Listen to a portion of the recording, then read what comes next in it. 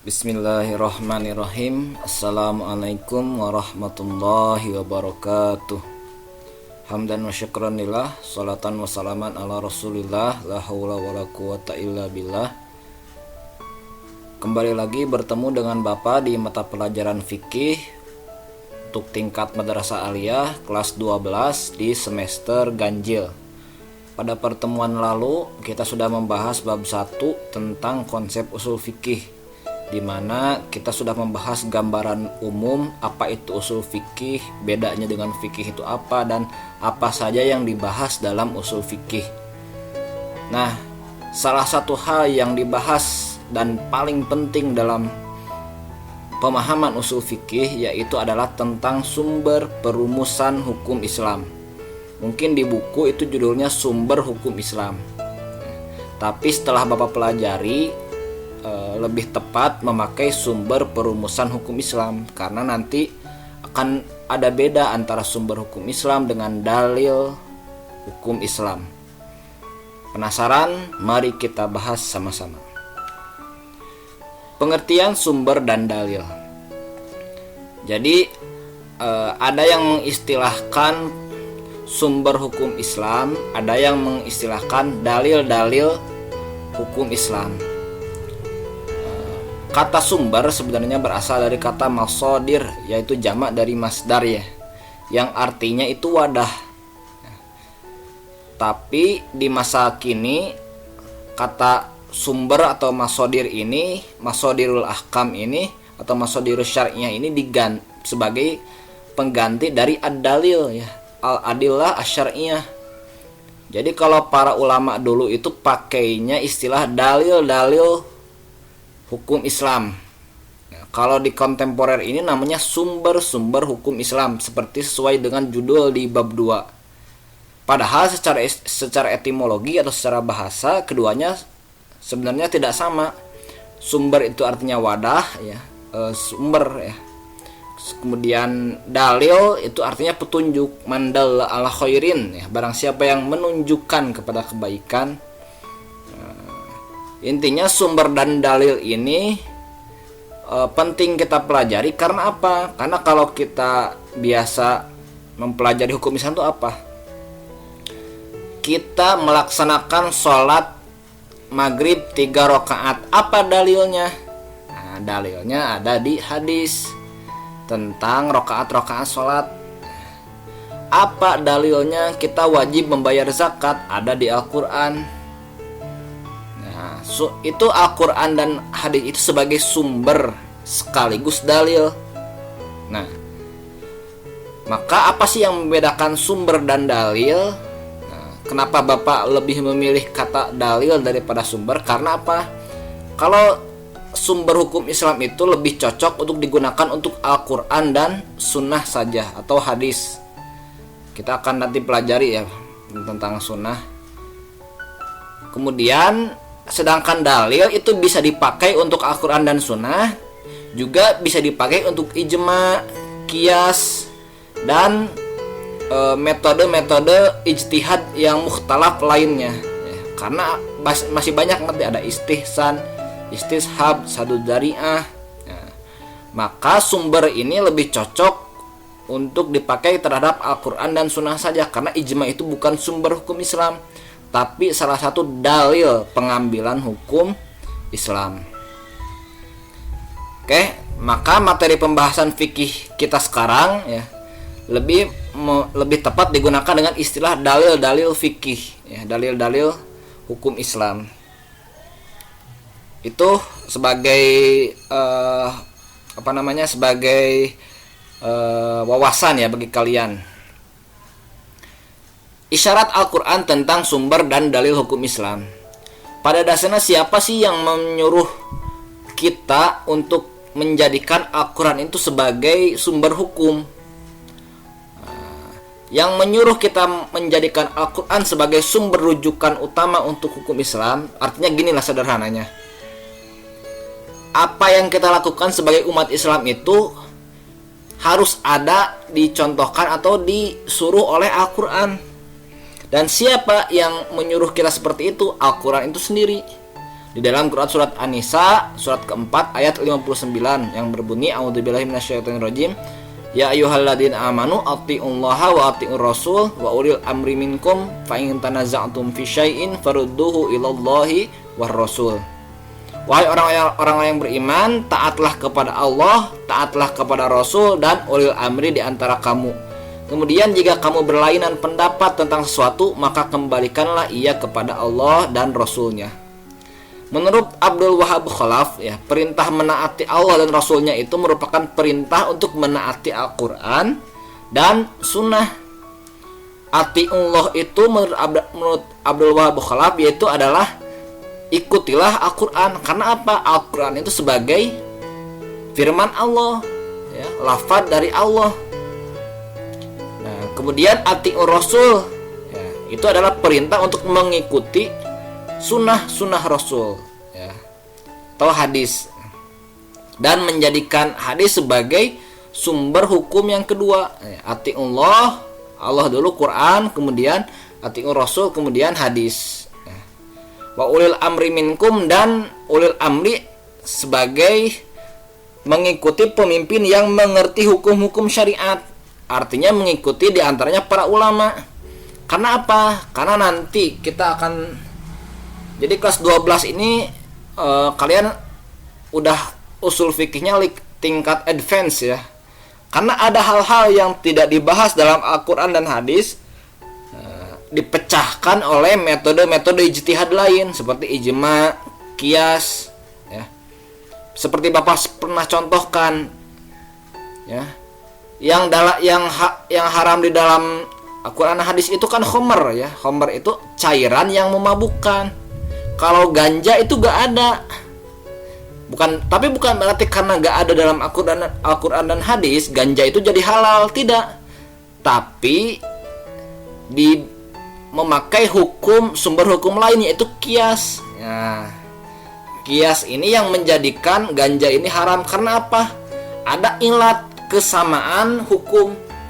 Khamr itu memabukkan, ganja apalagi, ya.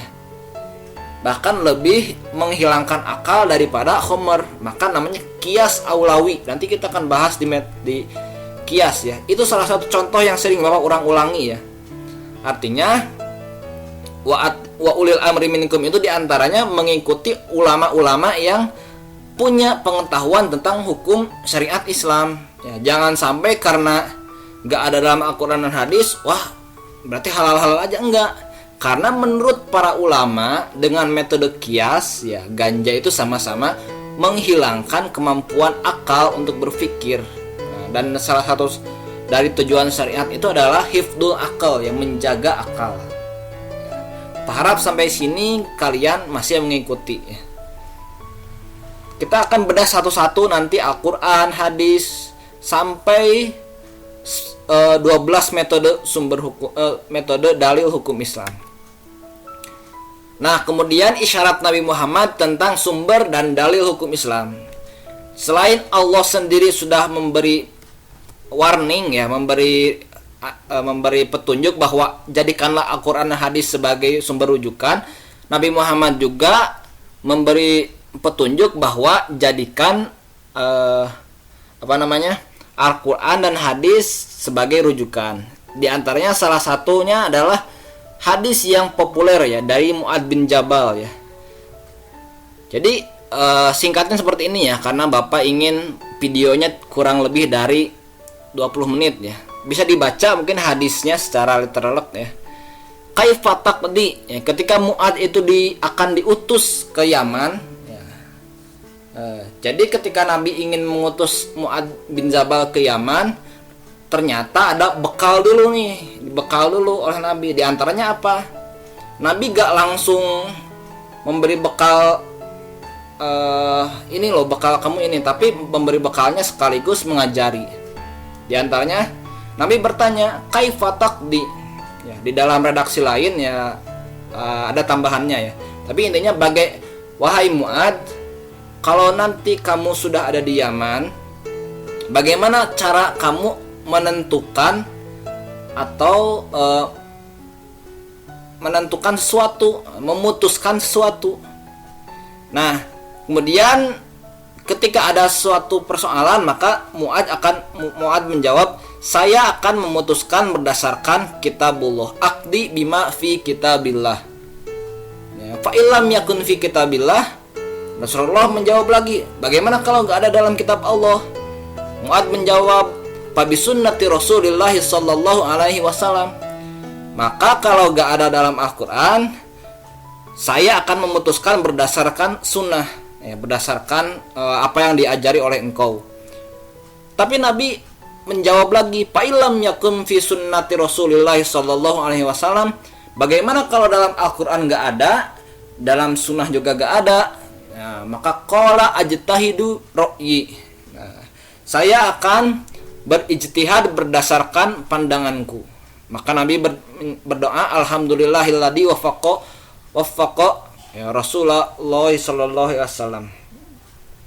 Jadi intinya di dalam hadis ini menyebutkan bahwa Rasulullah ini menyetujui apa yang dilakukan oleh Mu'ad bin Jabal.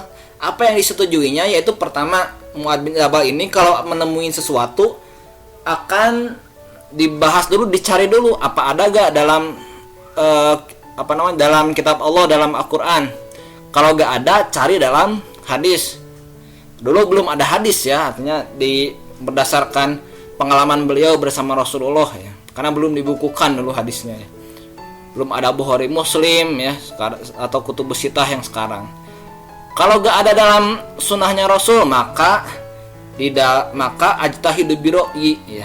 Dia akan melakukan ijtihad ya, dengan pandanganku. Artinya sesuai meskipun dengan akal, tetapi tentu sesuai dengan prinsip-prinsip Al-Qur'an dan sunnah. Maka nanti ajtahidu bi ra'yi ini akan kita bahas satu-satu ya. Ada ijma, qiyas, istihsan, istishab, sadud dari'ah, masalah mursalah ya, al-urf ya. Kemudian dilalatul iktiron. Nah, ada sekitar 11-12 metode hukum Islam. Oke, sangat menarik tentunya ya kalian bahas ini. Nah, kita langsung saja ke pembagian sumber dan dalil hukum Islam. Rangkuman tadi yang sempat Bapak bahas ya. Jadi sumber hukum Islam itu adalah Al-Qur'an dan As-Sunnah. Tetapi dalil hukum Islam itu ada beberapa. Ada yang disepakati, ada 4 ya, Al-Qur'an, As-Sunnah, ijma dan qiyas. Ada juga yang mukhtalaf, tidak disepakati. Maksudnya gak semua ulama menjadikan ini sebagai sumber hukum Islam. Contoh istihsan. Istihsan ini disepakati oleh 3 madhab, tapi satu madhab Imam Syafi'i tidak sepakat ya. Istishab, nah, istishab itu diantaranya Imam Nawawi ya, Imam Abu Hanifah ya, yang tidak sepakat ya, kalau tidak salah. Jadi mukhtalaf itu maksudnya seperti itu. Tapi nanti kita akan bahas tentunya. Ini yang akan kita bahas di bab 2 ya. Jadi Bapak harap jaga semangat kalian untuk belajar sumber hukum Islam ini, karena salah satu ciri anak man itu diantaranya punya intelektual atau punya pengetahuan lebih tentang dalil-dalil hukum Islam, apalagi nanti yang akan kuliah di jurusan Islam. Sumber dan dalil hukum pertama, yang pertama tentu tadi sudah kita bahas, yaitu Al-Qur'an. Pengertian Al-Qur'an ya, Al-Qur'an sebagai sumber dan dalil hukum Islam utama. Bapak ambil suatu pengertian yang cocok dengan apa yang kita bahas, bahwa Al-Qur'an itu sebagai hukum Islam pertama ya. Al-Qur'anul Karimu munazzalu bi alfadil arabiyyati wa ma'anihi min indillahi ta'ala an tariqil wahyi ila Nabi Muhammadin alaihi salatu wassalam wa huwa asasus syariati harusnya. Asasus syariati wa asluhal awwalu. Al-Qur'anul Karim adalah wahyu yang diturunkan dengan bahasa Arab dan maknanya diambil dari Allah Subhanahu wa taala melalui wahyu yang disampaikan kepada Nabi Muhammad, dan ia merupakan dasar dan sumber hukum utama bagi syariat. Ini pengertian dari Syafi'i Hasan Abu Thalib. Nah, jadi sesuai dengan apa yang kita bahas, bahwa Al-Qur'an adalah sumber hukum Islam yang utama. Ya, Nabi juga pernah di akhir ketika beliau haji wada pernah berpesan ya, taraktu fikum amroini ma in tamasaktum bihima lan tadilu abadan. Ya, kalian tidak akan pernah tersesat ya, selama memegang dua perkara, yaitu kitabullah wa sunnati rasulih. Kemudian menurut Abdul Wahab Khalaf ya, pengertian Al-Quran dan firman Allah ini pengertian yang cukup sering kita jumpai ya. Al-Quran adalah firman Allah dengan perantara Jibril ke dalam hati Nabi Muhammad Rasulullah Muhammad bin Abdullah dengan lafal bahasa Arab dan makna yang pasti sebagai bukti bagi Rasul bahwasanya dia adalah utusan Allah. Sebagai undang-undang sekaligus petunjuk bagi manusia dan sebagai sarana pendekatan dan bernilai ibadah bila dibaca. Nah, penjelasan pengertian Al-Quran ini kita agak singkat saja ya. Jadi Al-Quran itu adalah berbentuk lafaz, artinya makna dan lafaznya itu langsung dari Allah ya. Beda dengan misalnya ada hadis qudsi ya. Di antara contoh hadis qudsi kan ana indadoni abdi ya. Itu secara makna itu dari Allah ya. Tapi secara lafad itu dari Nabi. Tapi kalau Al-Quran, lafadnya, maknanya itu dari Allah Subhanahu wa Ta'ala melalui perantara Jibril. Kemudian Al-Quran itu berbahasa Arab. Nah, berbahasa Arab. Jadi kalau misalnya kalian baca bacaan sholatnya pakai terjemah, itu tidak sah. Meskipun ya ada satu madhab ya, seperti dulu Imam Abu Hanifah itu pernah memperbolehkan membaca bacaan sholat pakai bahasa masing-masing. Tetapi yang lebih dibenarkan ya, dan memang benar bahwa harus berbahasa Arab, karena memang Al-Quran itu berbahasa Arab ya. Maka diantaranya nanti kalau belajar usul fikih itu harus pintar bahasa Arabnya. Karena nanti kalian harus bisa membedakan ini mana kalimat amr dan yang bukan amr, kalimat fi'il mudhari yang mengandung amr, kalimat larangan ya. Kemudian apakah ini am atau khos ya, ciri-ciri am dan khos itu apa, itu dipelajari dalam bahasa Arab ya. Kemudian Al-Quran itu diturunkan kepada Nabi Muhammad SAW, berarti Al-Quran ini bukan wahyu yang diturunkan kepada Rasul-Rasul terdahulu, meskipun beberapa ajaran dalam Al-Quran itu membahas tentang ajaran-ajaran yang pernah diajarkan oleh nabi-nabi terdahulu. Kemudian diturunkan secara mutawatir, artinya dengan banyak orang dari turun-temurun itu sama ya. Kemudian beribadah dengan membacanya ya. Man qara'a harfan min ayatillah falahu bihi asyru hasanah ya. Barang siapa baca satu sedang 10 ya. Satu huruf dengan 10. Alif lam mim itu 3 huruf. Nah, maka ganjarannya adalah 30. Nah, beberapa fungsi diturunkannya Al-Quran, dan yang penting kita bahas itu sebenarnya 1 2 3 saja ya. Sebagai hudan, petunjuk. Tadinya kita disuruh sholat itu apa? Karena petunjuk dari Al-Quran. Kemudian sebagai rahmat, kasih sayang kepada umat manusia. Kemudian sebagai furqan, pembeda ya, nanti yang membedakan mana yang halal dan haram itu diantaranya Al-Quran. Nah, dan 6 ya, sebagai tibyan dan penjelas ya, dengan penjelas apa yang diperintahkan oleh Allah ya. Masih banyak sebenarnya sebagai musaddiq, pembenar ya, sebagai nur, kemudian tafsil, syifaus sudur, kemudian sebagai hakim.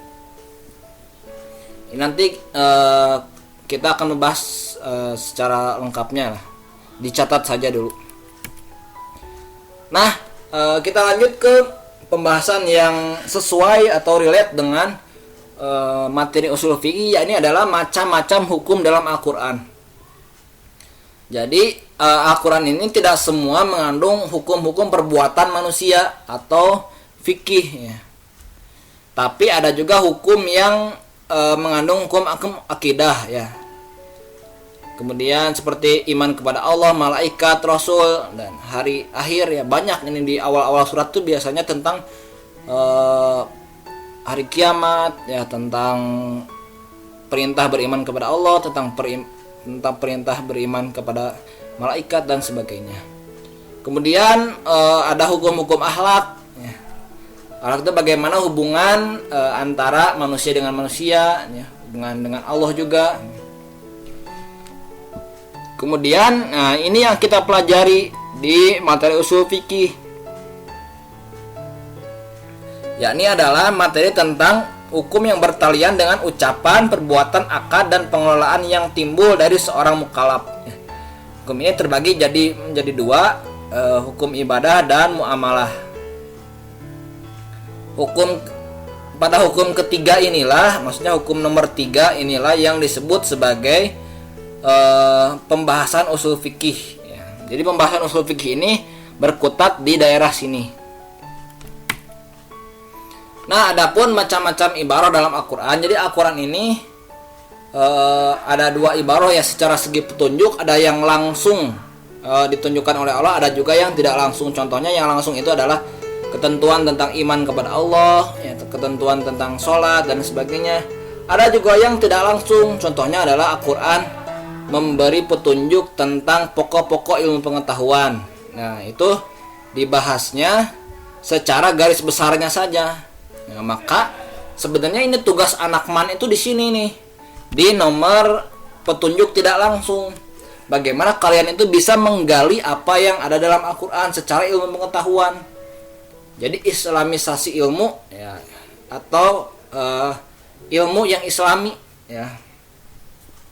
Itu kalau jadi harus bisa ya anak man ini ya. Jadi iptek dan imtak itu ya di sini. Oke. Secara ibarah, secara redaksi ya itu ada beberapa macam, tapi tadi sempat Bapak bahas ya, ada redaksi perintah, ada ya redaksi janji ya. Ada larangan dan ada juga kebolehan. Ini contohnya bisa dilihat saja. Nah, ini yang cukup penting adalah prinsip-prinsip Al-Quran dalam menetapkan hukum. Yang pertama adalah adamul haraj, ya tidak memberatkan. Ya, seperti dalam dalilnya, la yukallifullahu nafsan illa wus'aha. Kita disuruh untuk sholat 5 waktu, insya Allah tidak akan memberatkan sama sekali. Bahkan kalau tidak bisa sambil berdiri, bisa sambil duduk. Ya. Tidak bisa sambil duduk, sambil berbaring, bukan sambil tidur ya. Mau sambil tidur ya gak bisa sholat ya, tidur ya gak ingat. Tapi sambil berbaring ya, kalau masih tetap gak bisa ya, sambil isyarat saja. Kemudian yang kedua adalah qilatut taklif, artinya meminimalisir beban. Artinya ini contohnya ya, kalau dalam perjalanan itu boleh melakukan jamak dan qashar. Qashar itu dari yang 4 rakaat jadi 2 rakaat. Kalau yang 3 bukan jadi 1,5 ya. Jadi cuma yang 4 rakaat saja. Jadi 2 rakaat. Jamak itu hanya jamak antara duhur dan asar, maghrib dan isya. Kalau kalian subuhnya kesiangan, itu bukan jamak subuh sama duha ya, itu emang subuhnya aja kesiangan, nggak ada ya jamak subuh sama duha ya. Kemudian at-tadarruj, tadarruj itu adalah berangsur-angsur. Jadi kadang Al-Quran itu memberi petunjuk itu berangsur-angsur, artinya tidak langsung diharamkan. Contoh dalam pengharaman khamr. Karena apa? Karena orang Arab waktu itu sulit sekali untuk melepaskan diri dari namanya khamr ini kalau ditetapkan secara langsung. Nah, oke, ini adalah pembahasan pertama tentang prinsip-prinsip Al-Quran sebagai sumber hukum Islam yang pertama. Jadi beberapa hal sudah kita bahas. Intinya Al-Quran ini adalah sumber hukum Islam yang pertama. Isi dalam Al-Quran itu ada 3. Tadi ada hukum tentang akidah, tentang akhlak, dan tentang perbuatan manusia. Kemudian prinsip-prinsip dalam Al-Quran ada 3, ada mulharoj, qiraatut taklif, ada at-tadarruj. Itu saja mungkin yang bisa Bapak sampaikan di materi kita kali ini. Kita tutup dengan hamdalah. Alhamdulillahirabbil alamin. Assalamualaikum warahmatullahi wabarakatuh.